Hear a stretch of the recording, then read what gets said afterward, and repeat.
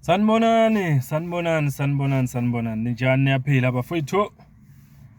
Asithembe niyaphila mfowami Mkhonzo nibingelelayo. Asithembe niyaphila bafowethu. Ngiyabonga kakhulu ngamukela ama new subscribers to this channel. Nama new followers ku TikTok. Ngiyabonga kakhulu guys ngendlela enisupport ngayo le channel. Ngiya-appreciate kakhulu. If you haven't subscribed nawe ngicela usubscribe, it's free of charge. Ukusubscribe is free of charge. Please do it. Sizokhona ukuthi sihambe sonke la kule channel siyikhulise ndawonye. Ngiyabonga guys, ngiyabonga kakhulu. Udaba engizokhuluma ngalo la ilo daba lolu olusematheni ikakhulukazi namhlanje. Lusematheni kakhulu udaba luka EFF-CIC. Ubaba uJulius Malema. Cishe siyazi ukuthi kwenzakalani namhlanje laphana East London. Konakele kakhulu, konakele siwabonile amalungu e-EFF nabo bonke abasupporta ubaba uJulius Malema nabangafisa ukuthi ayoboshwa bagcwele lapha kuyamashwa bathuka nezinhlamba ke manje lapha nabanye siyababona istage bathuka uPresident Ramaphosa, bathuka Donald Trump, bathuka AfriForum. Konakele kushube kakhulu. Yabona ukuthi lo suku namhlanje ku-EFF usuku olu-tense ngempela. Abantu ba-emotional kakhulu lapha okusho kona ukuthi le judgment okufanele iphume namhlanje fanele kube i-judgment ezo-considerisha into eyiningi. Abanye-ke mhlampe aba-understand ukuthi ukugcwala kwabantu lapha ngaphandle kwenkantolo ngaleya ndlela kusho ukuthini noma mhlambe i-EFF ikwenze ngasiphi isizathu. Isizathu esikhulu sokuthi i-EFF ivulele abantu ukuthi bazogcwala outside the court, bavulele wonke umuntu ofuna ukusupporta ubaba Malema ukuthi abe khona, kukhishwa amabhasi and everything. Yile iyayi-affecta i-psychology ye-judge leyo nto leyo. Iyayi-affecta kakhulu i-psychology ye-judge because i-judgment okufanele liyikhiphe i-judge kufanele one of the things okufanele liyi-considerishe ukuthi i-judgment yayo izo-affecta kanjani isimo somphakathi. So yilokho okunye i-EFF engicabanga ukuthi yenza ukuthi kuvuleleke abantu ngalendlela basupport ukuthi baze bayofika lapha ngoba kona lokho nje kukodwa le support engaka yabantu iyodwa iya-affecta indlela ijudge elifika ngayo ku-conclusion noma kwi-judgment yalo. So kodwa-ke angikho lapho mina namhlanje la ngikhona khona ngila ekutheni ngiyafisa ukuzwa ukuthi ngabe wena ubuka kanjani lesimo sikaMalema. Mawubheka ungayihlaziya uthini uMalema kahle kahle. Siqale nje la umbuzo wami mhlambe uzoba mbili. Owokuqala uzothi ngokubuka kwakho likhona yini icala alenza uMalema ngale ndlela osulalele ngayo lama arguments enkantolo. Ngokwakho likhona yini vele icala la? Ngoba yena umile kwelokuthi waqhumisa ilokunjana i-toys kwangasona isibhamu lesi ukuthi kwakuyi-toys.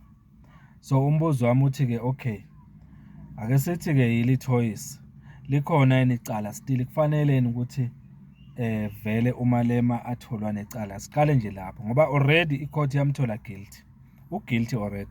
Ngifuna ukubheka la ukuthi iyathatha isinqumo esi-right inkantolo ngokuthi imthola guilty.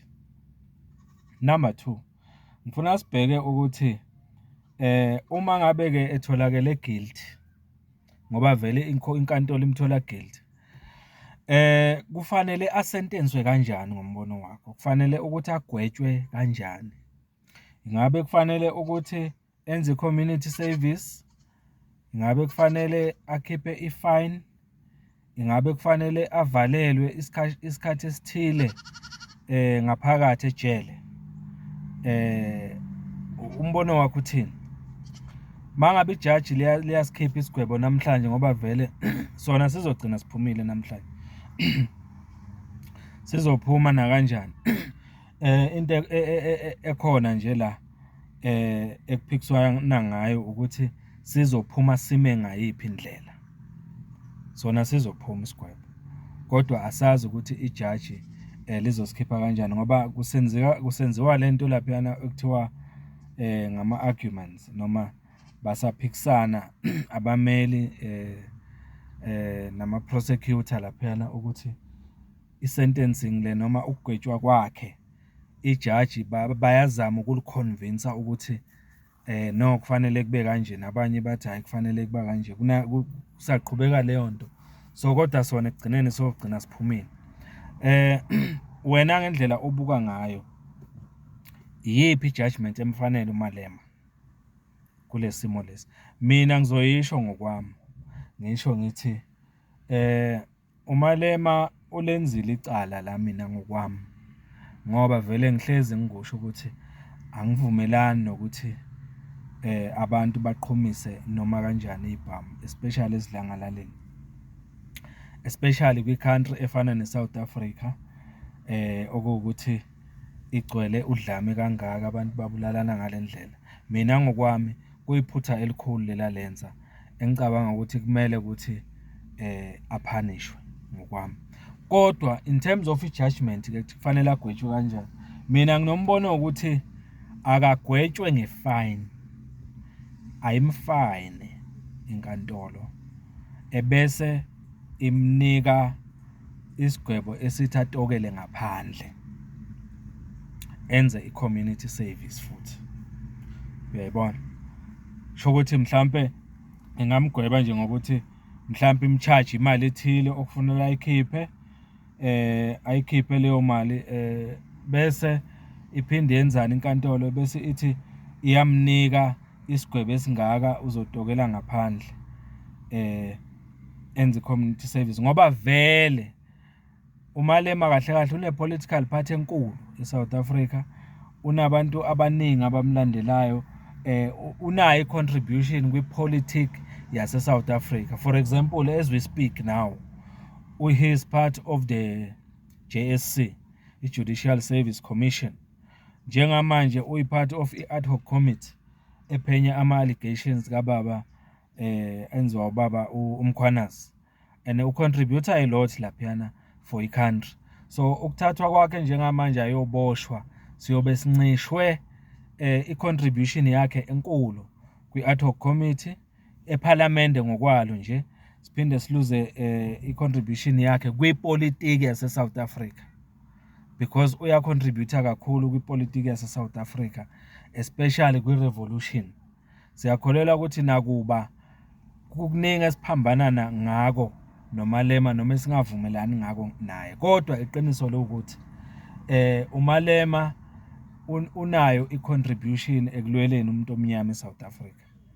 Uyayibona singaba nokuphikisana lapha nalapha ngezinto ezithile mina ngokwami ngibona singekho isidingo sokuthi ayovalelwa ngaphakathi ngibona ukuthi akagwetshwe ukugwetshwa kodwa ukugwetshwa kwakhe angavalelwa ngaphakathi uyayibona because uyadingeka emphakathini uyayibona so yiloko mina engibuka ukuthi abamgwebe ngakho and manje khona into ekufuna uyiphawula yabona le contribution ye private social worker lapha ebhalele ya report echazayo ukuthi kungani uMalema kungafanele avalelwe noma abe imprisoned ngicabanga ukuthi inhle kakhulu ya report ngoba ikuveza kucace ukuthi njengomuntu ongubaba ekhaya unakekela izingane zakhe zidepende kuye uzenzisa nama homework and all that. It's not like ubulala umuntu. Yes, wenze into embi engamukelekile ngokomthetho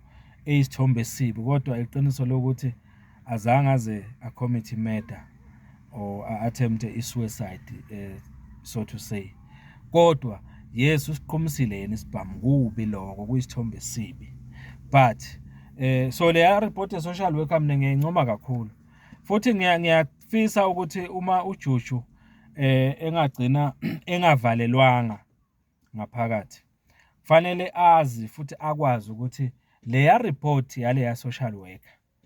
Le report yale social worker inamandla kakhulu futhi izoba nomthelelo omkhulu ekuthaneni ijaji liconsiderishe ijudgment yalo ngaye. So lokho ke ngifuna ukumphonisela inselelo kuJuju ukuthi uma ngabe ijaji selikhipha le judgment yalo ngoba lizoyiconsider kanjani ireport ye social worker. Fanele kuhlale emqondweni ngaMalema lokho kube nokuthi akukhumbule angakulibali ukuthi i-social worker limlekelele kangakanani ekuthaneni liconvince ijaji ukuthi likhiphe ijudgment elenient noma engeke ibe harsh kakhulu. Bese wenzani Malema? Bese uconsider onke ama-social worker akhona eSouth Africa angasebenzi, unemployed social workers. Because lento le yenzeke laphiyana nje, I hope ukuthi abantu bayabona ukuthi kubaluleke kangakanani ukuba ne-social worker eSouth Africa. I-contribution yethu singama-social worker. Ngithi mina ke bayiconsiderishe kakhulu. And manje uMalema yena ngokwakhe ukubone kuyisidingo sokuthi ayilethe la i-social worker ukuthi izolekelelana nabameli bakhe ekutheni convince ijaji ukuthi kungani kungamele aye ngaphakathi. So Baba Malema, President Malema, please make sure after this judgment, if the judge decide that you are not going to be imprisoned or to be put in prison, make sure that you don't forget the contribution of that private social worker who wrote that important report. Please don't forget that report is very crucial, and think about it in this way. There are unemployed social workers out there in South Africa who are looking for jobs and everything like that. So I believe that you should consider this every time when you are pushing for the liberation of South Africans. You also consider the liberation of unemployed social workers. Unemployed social workers, please consider them all the time, because now you've seen the importance of having a social worker in your case.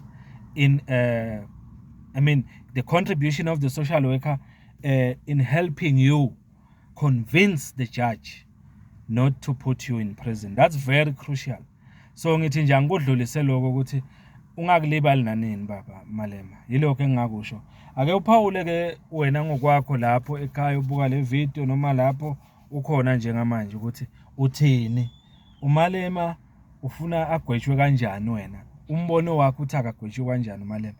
Ngithi mina akwanikwe ifine bese utokela ngaphandle, angaboshwa ngaphakathi, because uyadingeka ngaphandle, kodwa kube specific ukuthi ijudge lithi naku esizokunika kona usenzele kona as a community service ngenxa yalento yenzile. Yiloko mina ngicabanga ukuthi kumfanele uMalema. Wena ubona kanjani? Ake uveze uvo lwakho. Umfoka Mkhonza ke lo siyohlangana kuma comments. Thank you so much.